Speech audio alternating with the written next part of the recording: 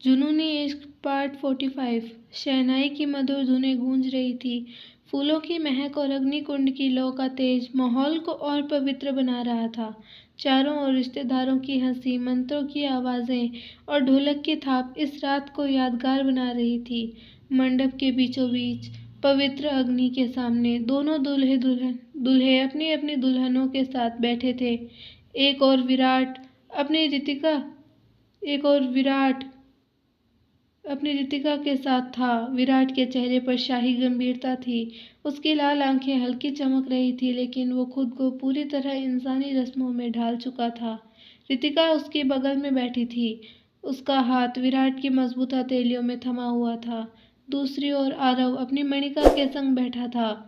आरव की आंखों में प्यार और खुशी दोनों झलक रहे थे। मणिका ने उसकी ओर नजर भरकर देखा और फिर शर्माकर आंखें झुका ली। उसके गालों की लाली मंडप की रोशनी में और भी दमकने लगी। पंडित जी मंत्रों का उच्चारण कर रहे थे। ओम शुभम भवतु, सौभाग्यवती भव, और चारों ओर फूल बरसाए जा रहे थे। विराट हल्की नजरें उठाकर रुद्र को देखने की कोशिश करता रहा, मानो अपने लॉर्ड की नजरों में खुद को परखना चाहता हो। वहीं आरव बार बार मणिका के झुमकों की खनक और उसकी हल्की मुस्कान में खोया जा रहा था। दोनों शादियों का मंडप उस रात एक पवित्रता और रहस्य का संगम बना हुआ था, जहां इंसानों की खुशियां और अंधेरों की शहंशाही एक जगह गवाह बन रही थी। अद्विका और रुद्र मंडप से थोड़ी दूरी पर खड़े फूलों से सजे एक खंबे की ओट से दोनों जोड़ों को देख रहे थे। मंडप में मंत्रों की आवाजें गूंज रही थी और फूलों की खुशबू हवा में घुली थी, लेकिन अद्विका की नजरें अपने परिवार पर थीं और दिल में हल्की मुस्कान थी। धीरे से अद्विका ने रुद्र की ओर देखा और फुसफुसाई, आप और पापा बहुत अच्छे दोस्त थे ना। रुद्र ने अपनी गहरी लाल आंखों से हल्की मुस्कान की चमक लाते हुए अद्विका की ओर झुककर कहा, सिर्फ तुम्हारे पापा ही नहीं, तुम्हारे परदादा भी मेरे अच्छे दोस्त थे। अद्विका ने हंसी दबाई। उसकी आंखों में शरारत आ गई। हाँ हाँ, मुझे पता है, आपके और मेरे बीच एज गैप नहीं, जनरेशन गैप है। रुद्र ने उसकी नाक पर हल्के से छूते हुए कहा, और फिर भी तुम मेरी रानी हो। ये जनरेशन गैप भी हमारी मोहब्बत के आगे हार गया। अद्विका की हंसी निकल गई और वो रुद्र के कंधे पर हल्की थपकी मार कर बोली, बस कीजिए लॉर्ड साहब, कहीं सबने सुन लिया तो क्या इज्जत रह जाएगी मेरी। रुद्र ने उसकी उंगलियों को अपनी उंगलियों में फंसा लिया। जब मेरी रानी की बात आती है तो इज्जत की नहीं, मोहब्बत की परवाह करता हूँ। शहनाई की आवाजें फिर तेज हो गईं और दोनों जोड़ों के फेरे शुरू होने लगे। रुद्र और अद्विका अब एक साथ खड़े होकर उन लम्हों को देख रहे थे, जहाँ रिश्तों की डोर बंध रही थी और अंधेरों के राजा की मोहब्बत भी खुद को इंसानी रिश्तों में पिरो रही थी। मंत्रों की गूंज, अग्नि की लपटें और चारों ओर बरसते फूल। शादी की रस्में पूरी हो चुकी थी। आरव और मणिका और विराट और रितिका, दोनों जोड़े अब 7 फेरों की पवित्र डोर में बंध चुके थे। पंडितों की आवाजें गूंज रही थी, सदा सौभाग्यवती भवा। चारों ओर से रिश्तेदारों की बधाइयां, मुस्कानें और खुशियों की बुहारें छा गई थी। आरव की मां ने दोनों जोड़ों को गले लगाया और परिवार वालों ने मिठाइयां बांटी। मणिका की आंखों में अब सुकून था। उसका प्यार, उसका आरव हमेशा के लिए उसका हो चुका था। वहीं विराट, उसकी आंखों में एक पल को नमी तैर गई थी, क्योंकि आज वो भी उस रिश्ते में बंधा था जो इंसानों की दुनिया में पवित्र माना जाता है। रितिका, जो अब उसकी पत्नी थी, उसकी हथेली थामे खड़ी थी, मुस्कुराती हुई। लेकिन रितिका के परिवार में बस उसके पापा ही थे। वो खुश थे कि उनकी बेटी को ऐसा साथी मिला जो उसे सम्मान देता है।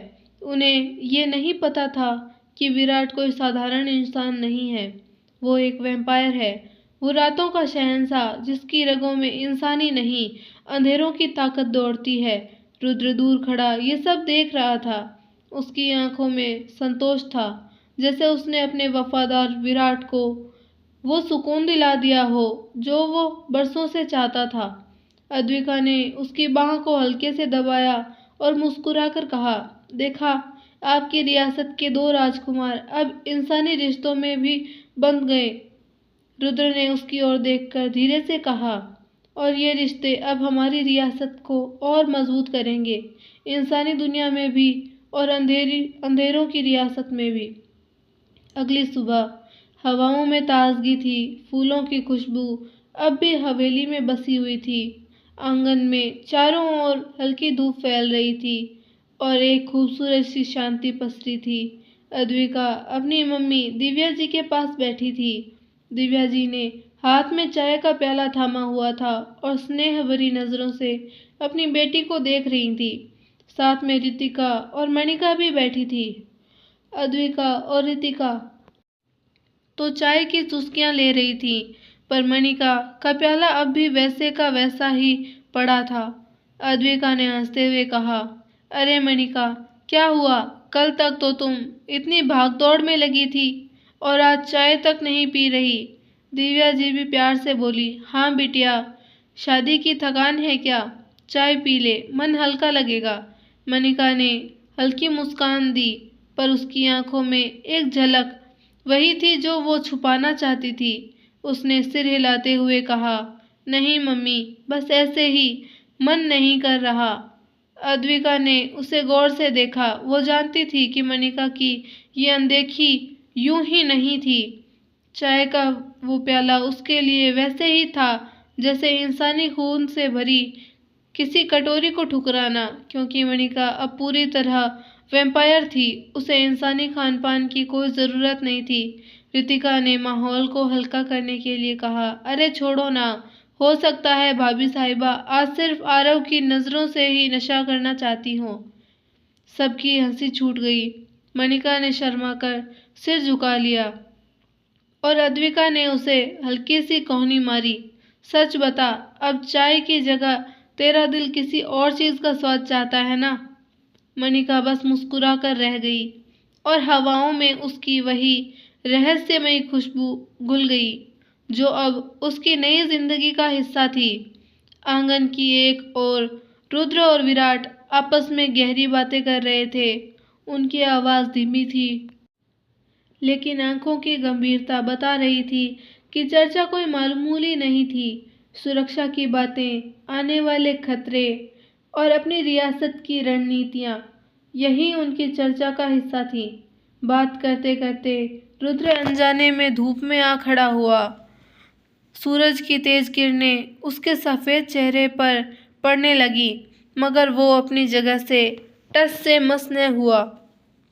उधर बैठी अद्विका की मम्मी दिव्या जी की नज़र उस पर पड़ी। वो चौंक गई और अद्विका से धीरे से बोली, अरे दामाद जी को देख, धूप में खड़े हैं, उन्हें कोई दिक्कत तो नहीं होगी ना? मैंने तो सुना है ज़्यादा तेज़ धूप से तकलीफ़ होती है। अद्विका ने मुस्कुराकर अपनी मम्मी की ओर देखा। उसने रुद्र की ओर प्यार भरी नज़र डाली। वो जानती थी उसका लॉर्ड कितना ताकतवर है। अद्विका धीरे से बोली, मम्मी, वो साधारण नहीं है, धूप उनकी ताकत को छू भी नहीं सकती। वहीं रुद्र ने उनकी ओर देखा और हल्की मुस्कान दी। वो जान गया था कि दिव्या जी को फिक्र हो रही है। वो धीरे से बोला, धन्यवाद मम्मी जी, आपकी चिंता मेरे लिए सौभाग्य है, लेकिन मुझे धूप छू नहीं सकती। ये मेरे साम्राज्य का हिस्सा है, मुझसे हार मान चुकी है। दिव्या जी उसकी बात पर आश्चर्य और गर्व से भर गई। वो बोली, अरे वाह दामाद जी, तो सच में किसी रियासत के राजा ही लगते हैं। अद्विका ने शरारत से कहा, मम्मी, वो राजा ही तो हैं। हवा में हल्की सी मुस्कान और एक अलग ही शाही सुकून घुल गया। अद्विका अपनी मम्मी के पास बैठी थी। दिव्या जी प्यार से उसके बालों को सहला रही थी। उसकी आंखों में वही ममता भरा सुकून था जो हर माँ की आंखों में अपनी बेटी की शादी के बाद दिखता है। खुश है ना मेरी बच्ची? दिव्या जी ने धीरे से पूछा। अद्विका मुस्कुराई, सिर झुकाया और बोली, हाँ मम्मी, बहुत खुश हूँ। उसकी मुस्कान में वो सब छुपा लिया गया था जो वो कहना चाहकर भी कह नहीं सकी। वो कैसे बताती कि अब वो वही अद्विका नहीं रही कि रुद्र ने अपनी मोहब्बत की निशानी के तौर पर उसे अपना खून पिलाकर अपनी ही जात का बना लिया था। अब उसके रगों में भी वही ताकत दौड़ रही थी, वही प्यास, वही शक्ति। लेकिन वो चाहती थी कि मम्मी की आंखों में बस वही पुरानी अद्विका दिखे, वही प्यारी बेटी। उधर रितिका भी अपने पापा के सामने बैठी थी। पापा बड़ी फक्र से अपनी बेटी को देख रहे थे। उनकी आंखों में संतोष था कि उनकी बेटी को विराट जैसा पति मिला, पर वो नहीं जानते थे कि विराट सिर्फ दामाद नहीं, एक शाही वैम्पायर था। और अब उनकी रितिका भी इंसान नहीं रही। विराट ने उसे काटकर अपनी जात में शामिल कर लिया था। रितिका ने भी अपने पापा से अपनी आंखों में वो सच छुपा लिया। उसने हल्की हंसी में कहा, पापा अब मैं आपकी बेटी नहीं, बहू भी बन गई हूँ। आपकी चिंता छोड़ो। लेकिन उसके दिल में हलचल थी। दोनों सहेलियां अद्विका और रितिका अब एक ऐसा सच दिल में छुपाए बैठी थी जो उनकी मोहब्बत की कस्में तो पूरी करता था, लेकिन अपनों से छुपाना ज़रूरी था, क्योंकि ये सच अपनों के दिल तोड़ देता। और हवा में वो राज अब भी तैर रहा था, वो राज जो सिर्फ रुद्र और विराट की आंखों में झलकता था। हंसी मजाक के बीच आरव ने धीरे से मणिका का हाथ थामा। उसकी उंगलियों की नरमी में वो बेचैनी थी जो किसी दिल में तब होती है जब वो खुद को पूरी तरह अपने प्यार को सौंप देना चाहता है। वो उसे भीड़ से दूर हवेली के कोने में ले गया, जहाँ बस फूलों की खुशबू और हल्की हवा की सरसराहट थी। मणिका ने हैरानी से उसकी ओर देखा। और आरव, क्या हुआ? आरव की आंखों में प्यार की गहराई तैर रही थी। उसने बिना एक शब्द कहे अपनी गर्दन उसके सामने झुका दी। उसकी आवाज़ धीमी थी, मगर दिल की गहराई से निकली हुई। मणिका, अगर तुम्हारा सच ये है तो मुझे भी अपना बना लो, ताकि हमारा प्यार हमेशा हमेशा एक जैसा रहे, ना कोई दूरी, ना कोई फर्क। मणिका के दिल की धड़कन तेज हो गई। उसकी प्यास अब उसके प्यार से टकरा रही थी। उसकी आंखें लाल होने लगी, लेकिन वो खुद को रोक रही थी। उसके होठ कांपे। आरव, तुम नहीं समझते, ये फैसला आसान नहीं। लेकिन आरव ने उसकी आंखों में झांककर कहा, तुम मेरी हो मणिका, और मैं तुम्हारा, फिर चाहे ये दुनिया किसी भी जात की क्यों न बने। मणिका की आंखों में आंसू आ गए। उसके होठ आरव की गर्दन के करीब आए। वो पल जो उनके प्यार की अमरता की कसक और कसमें साथ लाया, लेकिन उसका दिल कांप उठा। कहीं उसका प्यार ही उसे वो इंसान न बना दे जिससे वो डरती थी। अगर आपको हमारी स्टोरी पसंद आई हो तो स्टोरी को लाइक, शेयर एंड चैनल को सब्सक्राइब करना ना भूलें। एंड बेल आइकन नोटिफिकेशन को ऑल पर सिलेक्ट कर दें, ताकि हमारे सारे वीडियोस की नोटिफिकेशंस आपको मिलती रहे। धन्यवाद।